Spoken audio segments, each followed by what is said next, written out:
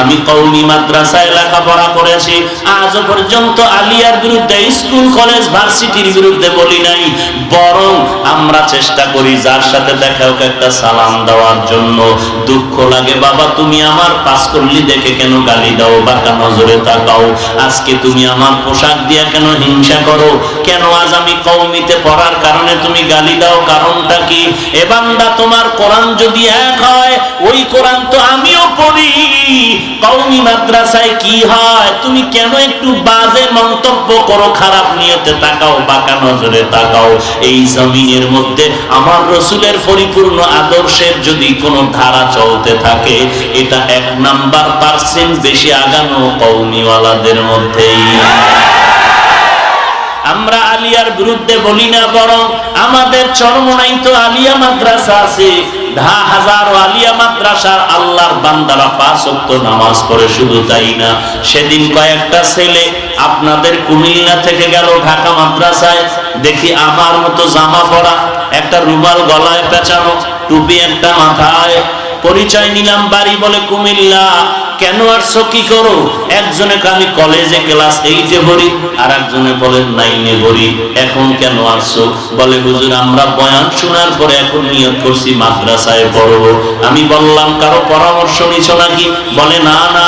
আমি বললাম তো পরামর্শ কি আমারটা চাও? বলে হ্যাঁ চাই। আমি বললাম তাহলে তাড়াতাড়ি কলেজের ভর্তির লাইন ঠিক রাখ, স্কুলে লেখাপড়া কর, ফাঁকে ফাঁকে আশেপাশে মাদ্রাসায় কোরআনটা সহিভাবে পড়বি।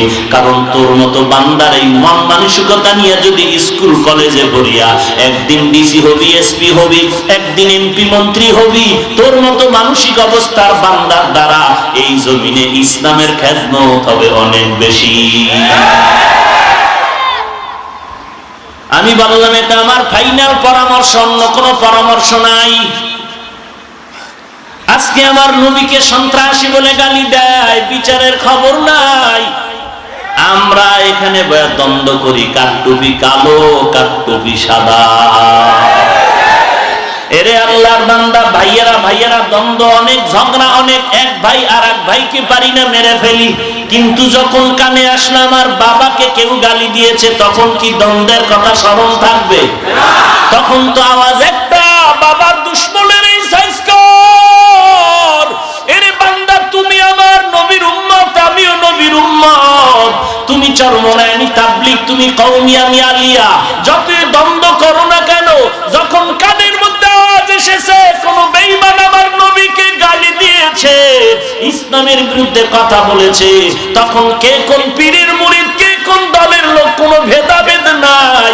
সবাই এক ময়দানে স্লোগান দাও, নবীর দুশ্মনের বিচার না করা পর্যন্ত ঘরে ফিরে যাব না।